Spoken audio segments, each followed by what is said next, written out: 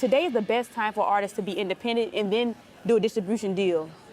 Because you have so many outlets. You can do everything on your own. But you have to have a solid team. And you have to do a lot of research on your own. And I think that's one thing that kind of cripples the artists. They don't do a lot of research. They only do it on fashion or you know what I mean? Which is cool, because I mean, everybody has their own creative niche. But just imagine if they would do the research. They'll be so lethal when they go in these boardrooms where they're signing over their publishing, when they're signing over their pretty much their lives. You know, and you know, that's just, you know, what I see that's going on in the industry. I think they should be already shifting through the music. Photo shoots, they should be branding themselves. They should be, they should hire a great designer, someone who come in and pay them 20% of the proceeds. It's fine because they're building your brand. I feel like in this industry, you know, you have to make a deal with somebody. Get one of these young guys that from, you know, SCAD or who's hungry, passionate. Millennials, they're making no money. 20% of you going on tour is great, but you're also building with that millennial. See what I'm going with this? So he may be the guy that produces merch for Kanye 10 years from now, but you started with him first. It's all about building those relationships. So no one is bigger than the next. You just gotta feel that, you know what, I like him. Bring him on. Let's find a way to put money in his pocket, but keep him on the team. And you win every time. It's a lot of talented guys here, but they don't know how to approach someone who's status quo. Well, Drew, I don't think he's gonna, you know, believe in me. Just put the product out. Make a shirt. It's an investment, right? Make a shirt with a dope design and just send it to his team. You never know. That $100 can travel you around the world for a world tour. We always have to invest in ourselves. I think that's the one thing that I've always strived. You have $100, take 50 and put it back into yourself.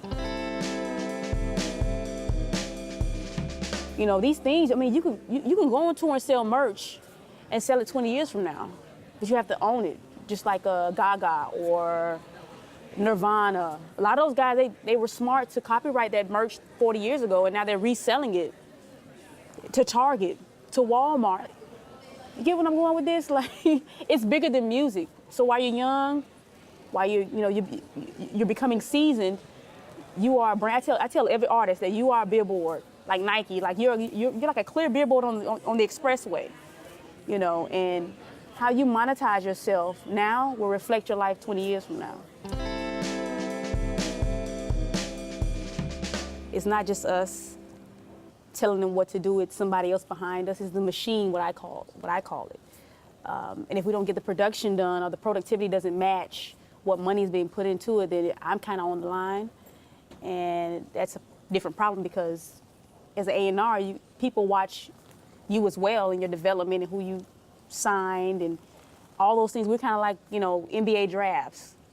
You know what I mean? So without the proper productivity, no one else will pick you up or even vouch for you in a lot of these big arenas. Then, you know, it's a lot of doors, a lot of meetings that people don't really know about that kind of, you sell yourself through the artist.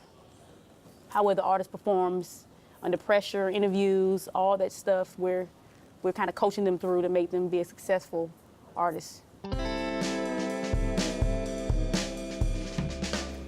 Invest in yourself. There are PR firms out here that you know, you can hire yourself to build your platform. I feel like when you sign with a label, it should be a distribution deal, not them controlling your music. But the only way to get that, and the only way to get that respect is to brand yourself in a way they don't have to do too much work when they come in. They're just putting up the money. It's kind of like a partnership, more so than signing with someone who has full control of your product. When you're in these pockets, you can feel that they got it. You know what I mean? I think that's the feeling that I get with somebody like, yo, they're independent, but hey, there's something about this kid. It's gonna kind of set them if they do it right. That's the only thing, teamwork and reaching out to the right people. And I think that's why I think that Bandbashers is a great tool for kids to understand. You know what I mean? Those millennials, it's like a home, it's like a hub. And I think that's why I love Bandbasher so much, because I'm like, they get it. They get it.